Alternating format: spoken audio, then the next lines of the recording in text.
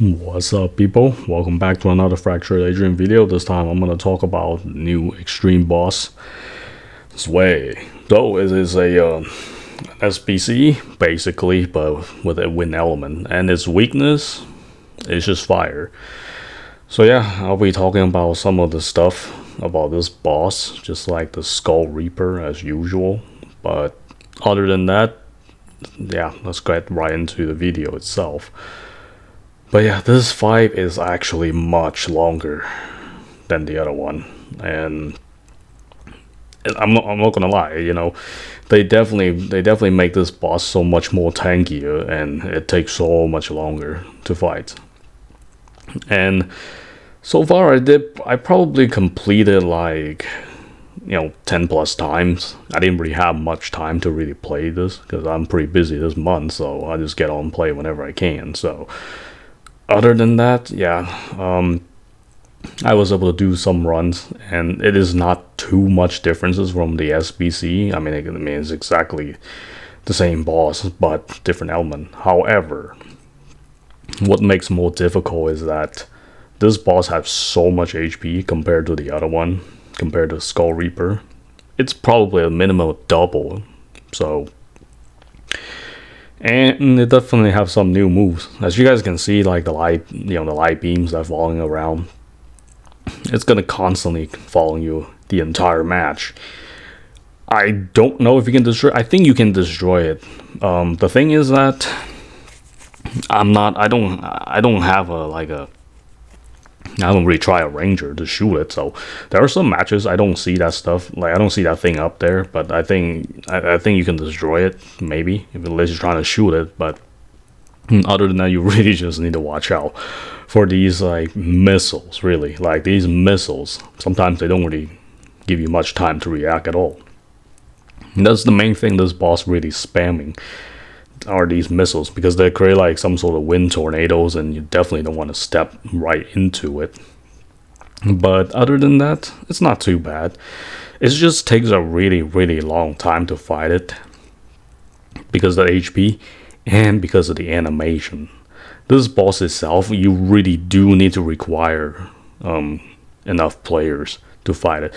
Like when it first came out, like the day trying to fight it, we always, like most of the matches that I played, always running out of time. It's either people just didn't gear it up to fight it, or just or just they were just playing DLC characters and then they didn't really bother it. But you really do need to gear up to fight this boss. This is not like Skull Reaper where you can just go in with whatever and expect other people to carry you. This boss actually require a lot of players to fight. So even if you have 20 players, you might not even have time to finish the fight, like the timing wise. So because of this guy has so many animation, as you guys can see, you can only hit it certain times when it drops the arms or whatever. That's when you can actually do damage. Outside of that, you basically just have to sit there and wait. And this is pretty much the same amount of time as is giving the first boss, and a lot of time you'll be just sitting there waiting for that animation, especially during the last phase. It's gonna drop his arm back and forth, and then you're just gonna have to sit there and wait. Sometimes it takes so long, and we barely have enough time at the end. So it really sucks to fight this boss, to watch his animations, because the SBC is definitely like one of the longest, if not the longest, EX to fight. Not because it's more difficult, it's just that even the base version is just flying too much. A lot of time you'll be just sitting there watching, you're not actually doing damage constantly, and it kind of sucks.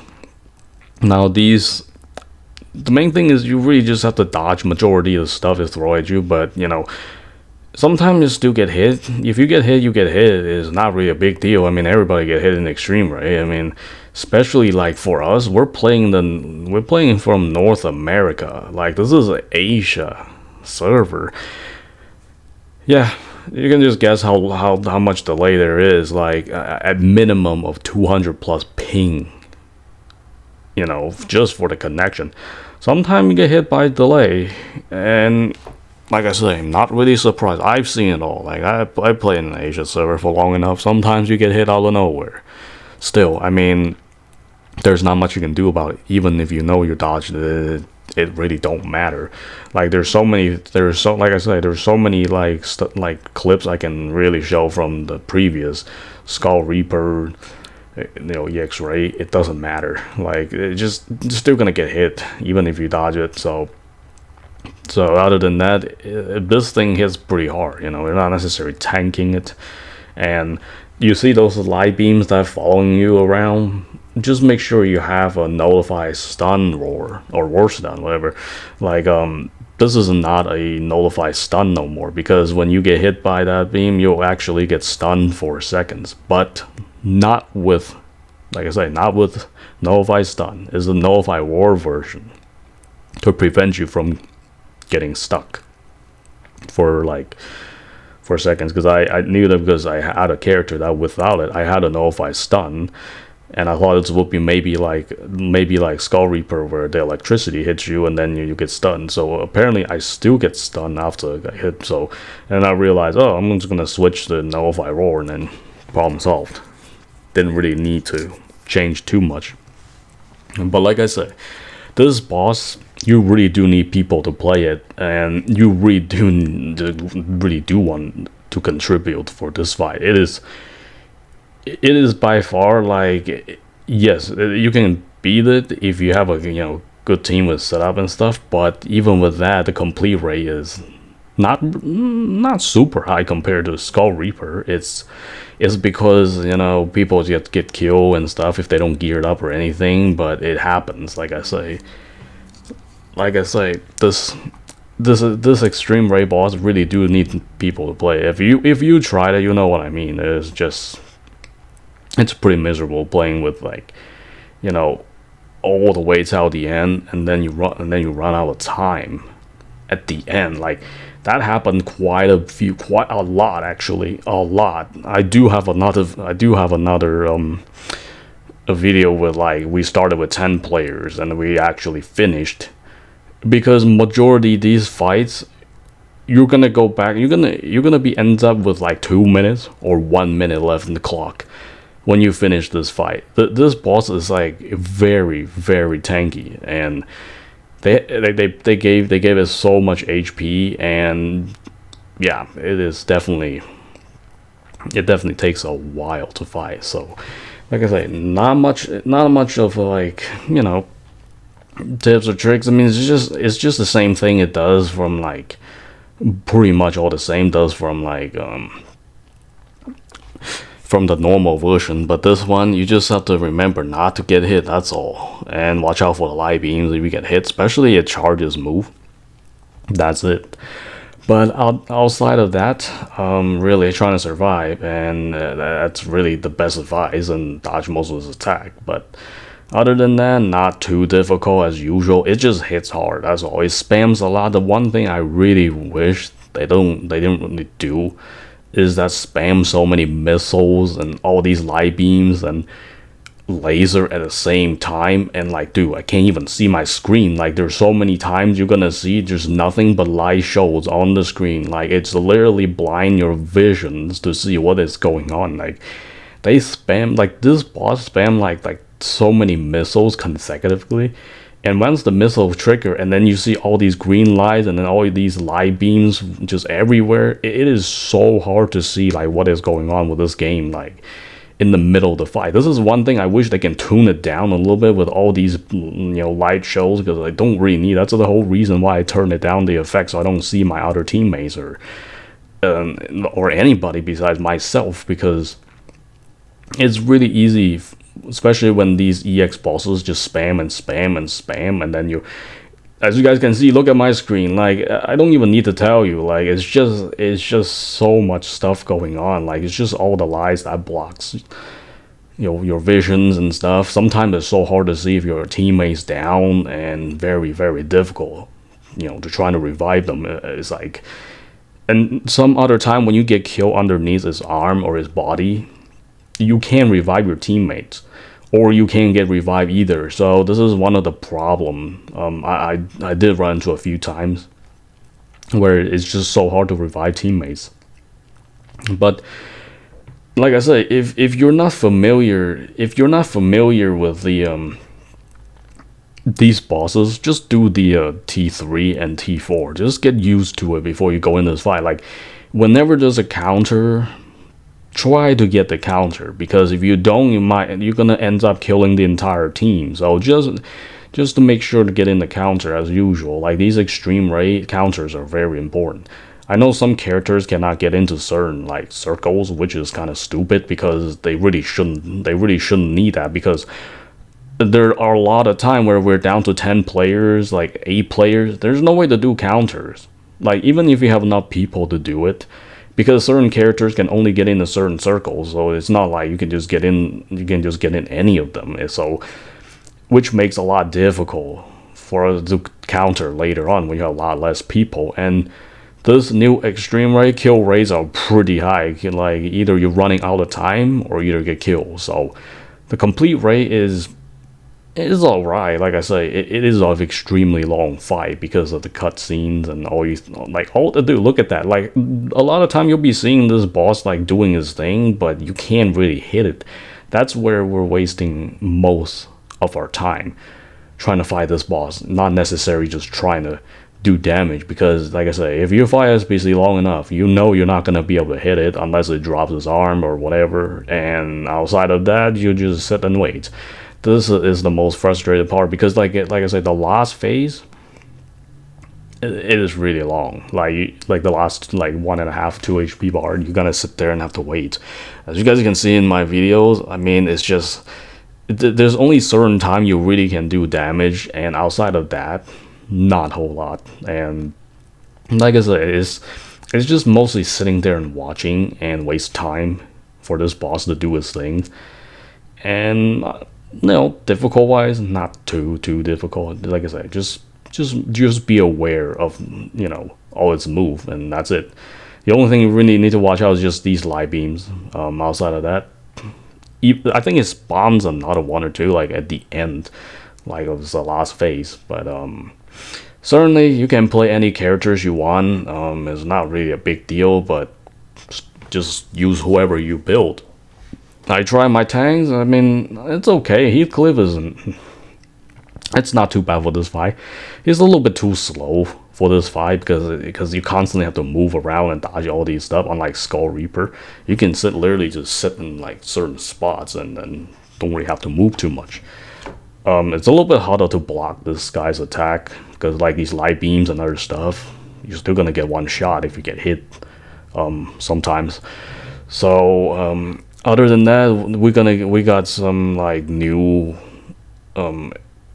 accessory. I think it also lifts the limit capsule 135 for some of these gears, and there are some gears that gives you like higher higher EX elements and stuff, but it reduced the base attacks for the weapon. So to me, it is not a good trade, and I'm not gonna farm for these EX30, like a 35% version for some of these weapons and stuff. So like I say, I don't really care about the DPS too much in this game. I'll just use what I have and what I have to build with, because ultimately, like I said, it is not hard to do damage at all. Like, as long as you get the gear set up, you can hit more. It depends on certain characters, on certain bosses, and there's not really much magic, or you really need to like learn too much or practice too much. It's just, like I say, it's just a simple game. I mean, just press buttons and you'll hit more damage, really.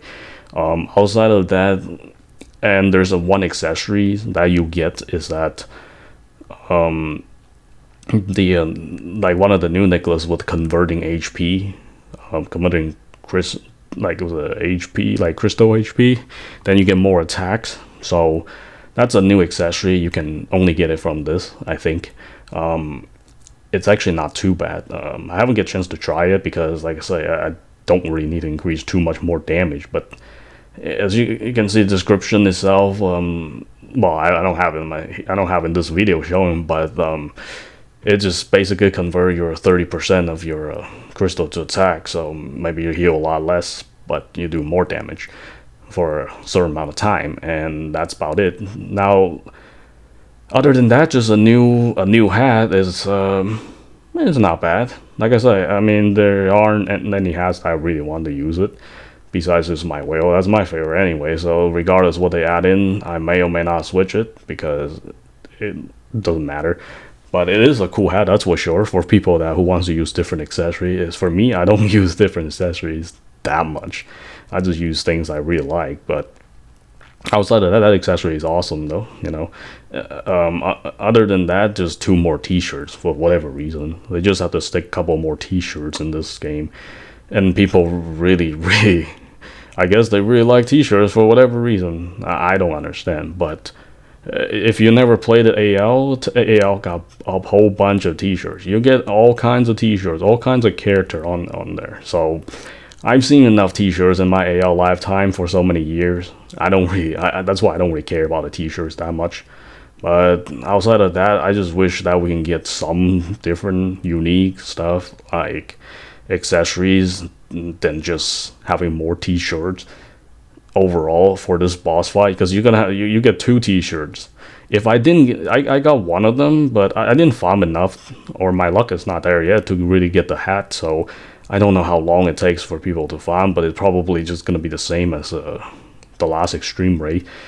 The drop rate, they did boost it, so some people are lucky, they get it early, some people don't, they just get a usual. So ultimately, it just comes down to your luck when it comes to getting these accessories and outfit. I mean, when I say accessory, the game calls accessory, but it's